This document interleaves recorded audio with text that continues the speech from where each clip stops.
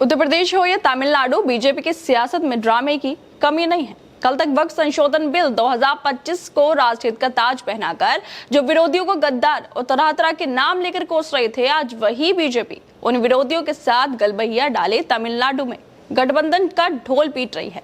और इंडिया अन्ना द्रविड़ मुनेत्ते कड़गम यानी AIADMK, जिसने वक्फ बिल के खिलाफ वोट किया, अब बीजेपी के नई दोस्त बन गई है। ये है सियासत का असली रंग, जहां बीजेपी की चाहत में सब माफ है, इसलिए बीजेपी वाले अब डबल गेम खेलने लगे हैं। दरअसल तमिलनाडु विधानसभा चुनाव के लिए बीजेपी के नेता और गृह मंत्री अमित शाह ने AIADMK के साथ गठबंधन कर लिया है। ये वही AIADMK है जिसने बीजेपी के वक्फ बिल का विरोध किया था, बीजेपी के खिलाफ जाकर वक्फ बिल का समर्थन किया था। लेकिन अब बीजेपी की AIADMK से मोहब्बत होने लगी है, क्योंकि बीजेपी के लिए सियासत ज्यादा जरूरी है। लेकिन यही बीजेपी वाले कह रहे थे कि ये बिल मुस्लिम समुदाय के हित में है और गैर मुस्लिमों को सिर्फ प्रशासनिक भूमिका देगा। लेकिन AIADMK ने 4 अप्रैल 2025 को लोकसभा में इस बिल के खिलाफ वोट किया था। AIADMK का तर्क था कि ये बिल वक्फ संपत्तियों की जो स्वायत्तता है उसको छीनने वाला है और तमिलनाडु में धार्मिक सौहार्द बिगाड़ सकता है। बीजेपी के लिए करारा झटका था, क्योंकि वो इसे अपनी सुधारवादी छवि का हिस्सा बता रही थी। सोशल मीडिया पे बीजेपी समर्थक शोर मचा रहे थे कि वक्फ बिल के खिलाफ वोट करने वाले देश के साथ धोखा कर रहे हैं। लेकिन अचानक पलटी मारते हुए बीजेपी ने तमिलनाडु में AIADMK के साथ गठबंधन कर लिया है। ये क्या तमाशा है? वक्फ बिल को राष्ट्रीय हित का तमगा देने वाले अब उसी का विरोध करने वालों के साथ कंधे से कंधा मिलाकर तमिलनाडु में DMK को हराने की तैयारी कर रहे हैं। खुद अमित शाह ने AIADMK के नेताओं के साथ प्रेस कॉन्फ्रेंस की है।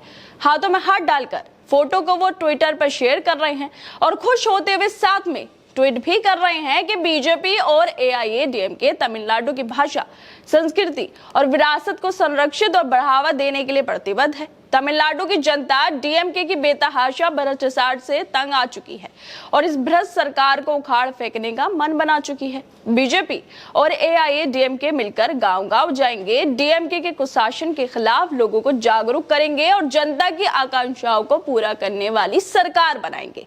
अमित शाह ने ये तो ट्वीट कर दिया, लेकिन वो अब ये नहीं बोल पा रहे कि जिसके साथ वो सियासत का गठबंधन कर रहे हैं वो पार्टी उनके फैसलों के खिलाफ खड़ी रही थी। उस पार्टी ने बीजेपी के खिलाफ वोट डाला था और वक्फ बिल का साथ दिया था। कल तक जो जिहादी और विरोधी थे, आज वही गठबंधन के दोस्त बन गए हैं। बीजेपी को कुर्सी की भूख ने उसके ही संशोधन बिल के फैसलों की पोल खोल दी है। बीजेपी वालों ने सियासत का असली रंग दिखा दिया है कि वक्फ हो या वोट, सब कुर्सी के लिए है। तमिलनाडु में 2026 में विधानसभा के चुनाव होने वाले हैं, लेकिन बीजेपी उससे पहले सारे गिले शिकवे भूलकर AIADMK के साथ गठबंधन करना चाहती है और इसी चाहत के साथ दोनों पार्टियों ने गठबंधन भी अब इनमें हो चुका है। और अमित शाह ने इसको लेकर प्रेस कॉन्फ्रेंस भी करते हुए कह दिया है कि 2026 का चुनाव मिलकर लड़ेंगे। अमित शाह के साथ ही प्रधानमंत्री नरेंद्र मोदी ने भी वक्फ का विरोध करने वालों के साथ गठबंधन करने पर खुशी जता दी है।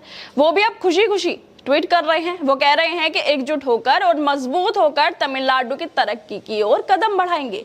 खुशी है कि AIADMK ने NDA परिवार में शामिल होने का फैसला किया है। हमारे बाकी NDA सहयोगी के साथ मिलकर हम तमिलनाडु को प्रगति की नई ऊंचाइयों तक लेकर जाएंगे और पूरे समर्पण के साथ राज्य की सेवा करेंगे। हम ऐसी सरकार बनाएंगे जो महान MGR और जयललिता के सपनों को पूरा करे। तमिलनाडु की प्रगति और तमिल संस्कृति की अनूठी पहचान को बचाने के लिए जरूरी है कि भ्रष्ट और बांटने वाली DMK को जल्द से जल्द उखाड़ फेंका जाए और हमारा गठबंधन ऐसा ही करेगा। नरेंद्र मोदी ने भी इतना लंबा चौड़ा ट्वीट कर दिया, लेकिन बताया इन्होंने भी नहीं कि वक्फ का विरोध करने वालों के साथ क्यों ये गठबंधन कर रहे हैं। नरेंद्र मोदी AIADMK के साथ मिलकर तमिलनाडु का भ्रष्टाचार खत्म करने की बात तो कर रहे हैं, लेकिन जहां पर इनकी सरकार है पहले से ही वहां पर वो कितना भ्रष्टाचार कम कर पाए हैं। जहां पर पहले से ही भाजपा की सरकार है वहां पर से कितने क्राइम बीजेपी की सरकार में कम हुए हैं। इस बात का जवाब शायद नरेंद्र मोदी ना दे पाए, लेकिन वो तमिलनाडु का भ्रष्टाचार जरूर खत्म कर देंगे। इसी वजह से उनकी पार्टी के फैसलों का विरोध करने वाली AIADMK के साथ गठबंधन वो खुशी खुशी कर रहे हैं और खुशी भी महसूस कर रहे हैं। लेकिन सवाल फिर भी यही है कि एक तरफ बीजेपी वाले वक्फ बिल को राष्ट्रीय हित और पारदर्शिता का झंडा बताकर आसमान पर सर उठा रहे थे, दूसरी तरफ उसी बिल के खिलाफ वोट करने वालों को गले लगा लिया है। बस 7 दिन के अंदर ही बीजेपी के सपने और बयान दोनों ही बदल गए हैं कि विरोधियों को वक्फ बिल के पास होते ही सिर्फ 7 दिन के अंदर ही अपना साथी उन्होंने बना लिया है, क्योंकि किसी विधेयक से ज्यादा कुर्सी जरूरी है, सियासत जरूरी है। और इसी का उदाहरण बीजेपी ने दे भी दिया है AIADMK के साथ गठबंधन करके। खैर दोस्तों, आप लोगों को क्या लगता है इस वीडियो को लेकर? हमें अपनी राय जरूर दें और बाकी तमाम खबरों को देखने के लिए जुड़े रहिए हमारे साथ।